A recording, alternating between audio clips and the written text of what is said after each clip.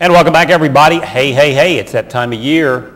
Once a year, Teresa Medeiros is with us, and you know what that means. Teresa has a new book. I do. The Devil Wears Plaid just came out last Tuesday. And you can see right here, this is a sequel? Is this correct? The Vanna White thing? Yeah. Yes. No, this is the first one. Yeah, oh, okay. It's actually a standalone book, so basically it's not tied to any of my other books. I don't know why I got that it was a sequel, but now, I know, we're going to talk about a lot of stuff today, but I know you got some good news about where it is in the standings. Right before I came, I heard from my editor, and it's number 10 on the Barnes & Noble paperback bestseller list. Okay. So that means out of all the papaperbacks published in the country right now, not just romances, it's number 10 on that list. So that's great news. So you'll start on the next one, what, tomorrow? Oh, I've already finished the next one. Have you? Yes, Goodnight, Tweetheart, which is a contemporary. That's your shorter one. That's it, yes. Slightly shorter than this, about a man and woman who meet and fall in love on Twitter. Okay. And it's coming out in January. Okay, all right. Well, we'll talk some more about that and much, much more. All right, tell me a little bit about The Devil Wears Plaid. And this is your 19th? 20th. 20th book. You've been there for a while, right along with me. I call my hero in this book, Jamie Sinclair, the ultimate wedding crasher, because he literally breaks into my heroine's wedding and literally sweeps her off her feet by abducting her, carrying her off on his big black horse into the Scottish Highlands. Okay. So he really is a wedding crasher. You and I were talking about this because, you know, I follow you. Right. You're my friend, and I follow you all over, you know, Facebook and Twitter and all that stuff. Consider the restraining order, but it just won't. You know, but I don't notice a lot of other guys. Now, I will be honest with you, Teresa. Right. You know this. I have never read one of your books. Right. I've read the good parts. They're all good parts. They're all good parts. Well, what I consider the good parts. No, but are there many men that read these?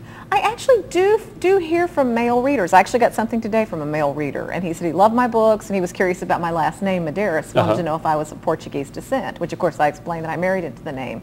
But I do occasionally hear from male readers, but I would say that romance readers are generally predominantly female. Right.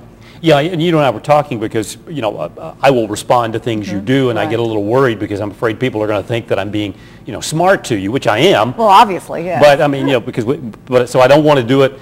Well, I refrain because they don't know that, you know, we're actually know each other and right. He bites his tongue on the worst I do. things. Boy, there's so many good things I really want to say. I think people know when I joke back and forth with you that we're actually people who know each other. But it's a close-knit community, the romance writers. You and some other writers are really close friends. Extremely. Yes, I became really good friends with 5 other writers when we did a blog a few years ago called Squawk Radio, and we still email every single day. You know, basically writing can be a very lonely profession. So that is our water cooler. Okay. You know, we get on there, we talk about if we've seen something on TV we might want to talk about. Obviously, we talk about the business, we talk about our struggles with writing or our happiness with writing, depending on how it's going. You know, we make jealous comments to each other. So usually the meaner we are to each other, the more we love each other. And one of the things I really, truly admire, and I'll tell you this, I probably told you this before about what you do, is the way when you are on the internet, let's say Facebook or something like that, you make it entertaining. Oh, well, thank you. You're not on there, you know, I got a headache today. I feel, you know, the things you post are very innovative, you know, like writing. Right. Well, thank you. And it makes it fun.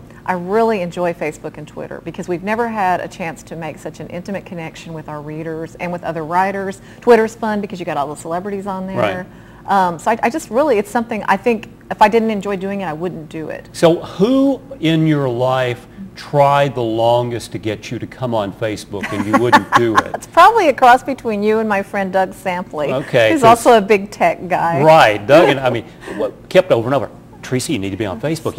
And you've got, I noticed this morning, close to 7,000 followers on your we're starting a new contest tomorrow where if you friend me, or if you become a fan of my page and become a fan of my other writer friend, Julia London's page, we're going to be giving away a brand new Kindle at the end of the month. Whoa. So at the end of September, if we get up to, like if we add 2,500 fans to each of our pages, we're going to give away a brand new Kindle. Okay, well I'll join Julia. Oh, absolutely. You're already eligible because you're already on there. Oh, am I? Yeah. Okay. All right. Well, they're a lot of fun, folks. All right, we're going to take a break. Teresa's got a book signing this weekend. It's local, and your chance to go out, get this book and a whole bunch of others, and we'll talk about that when we return. Teresa Medeiros is our guest. And welcome back, everybody. Teresa Medeiros is our guest, the award-winning, world-famous author. New book out right now, The Devil Wears Plaid, number 10 on the Barnes & Noble paperback list. Yes, paperback bestseller list. Okay, now you've got, okay, I was going to tell you, this morning, if you follow me on Facebook, I posted a picture of your display at Kroger. Yes. You've got a whole, like, end cap I mean, it's pretty impressive with about, I don't know, a bunch of your books. Yeah, if you go in there, they're facing the magazines, and they've done a fabulous job. A man named Kenny Baggett stocks Kroger. Okay. When he found out about me, he said, I'm going to put in a Teresa Medeiros section where people in Hopkinsville will always be able to come and get your books, and that's Okay. what he's done. All right, so Basically. that's where you're doing your book signing Yes, I for am. The Devil Wears Plaid. Yep, it will be Saturday, this coming Saturday, September 4th from 1 to 3 p.m. Okay. And so they'll have this book obviously available, and I'll be autographing, and you know, if you missed some of my old books, they'll have some of those too. So. Is the, tell me a little bit about the person that reads your books. Do they sometimes think you've gone off the wrong direction? Do you hear from people like that you write a book and say one thing and they really like that and you kind of go a different direction and they don't want you to change? I think I've sort of trained my readers to expect something a little different from me each time because I have such a short attention span, and I've written vampires, I've written time-traveling witches, I've written Scottish Highlands, which this book is.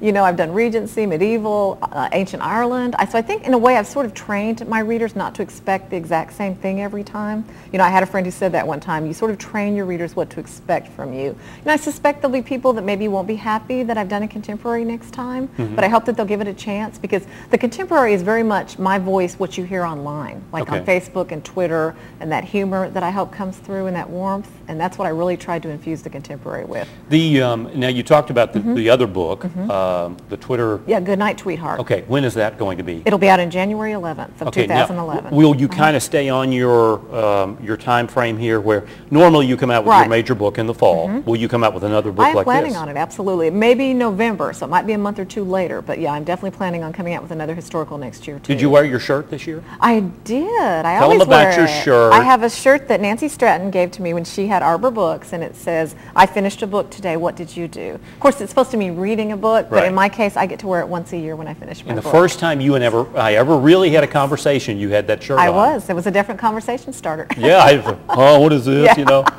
But if you aren't following Teresa, her fan page on Facebook, I urge you to do so. It's entertaining, and you get to see kind of, you have fans all over. I mean, all over the world. That's another thing that's fun about Facebook. You know, Italy, Germany. I've already had a girl on there today saying, please stop talking about this book because it's not out in Germany yet. You know, really? It will be in a few months, but you know, I hate to have to wait. So. Now, is this going in different languages? Yes, it is. We've already sold to several different countries. Okay. So I've been published in about, I think, 17 different languages already. So, and each time a book comes out, they usually sell to all the different countries. What exact date did this come out? The 24th of August. Okay. So it's been out about a week now. About a week now. All right, so this Saturday is your chance to get your copy. If you haven't gotten one already, just stop by Kroger in the Skyline Shopping Center. Awesome. Or not Skyline Shopping Center, but off Skyline Drive. Yes. And Teresa will be there what time? 1 to 3 p.m. Okay. So it's always... And you normally have a good turnout for these. I love my local signing because you get my friends and my family and my friends from church, and it's almost more like a party than an autograph signing. So I really do love my local signing. And you get to meet her better half. Yeah. Yes, hopefully Mike will be there wandering around the stacks. There you go. You'll be looking at the Beatles book That's we were right, talking yes. about. So. Amusing himself. Yeah, Teresa Medeiros. And you have a website, teresamedeiros.com. Yes, I do. Okay. Absolutely. Very active. Medeiros? Well, you're good. You get the prize. Okay. Yeah. Well, you know, it's E before I confuses people. It's a little difficult. Yes. You know, I've been saying it a long time. And the other thing that I must bring up is when are you going to have an Edward in your book? I want to do a villain, of course. He'd be a mustache-twirling villain. Should we call him Eduardo? Been working on it for a long time. Eduardo, you think? She pays no attention to my request. Well, good. Good luck to you. Now, number 10, top 10 seller right now. That's fantastic. And so, really, realistically, when you publish something like this, how long will the major sales go on it?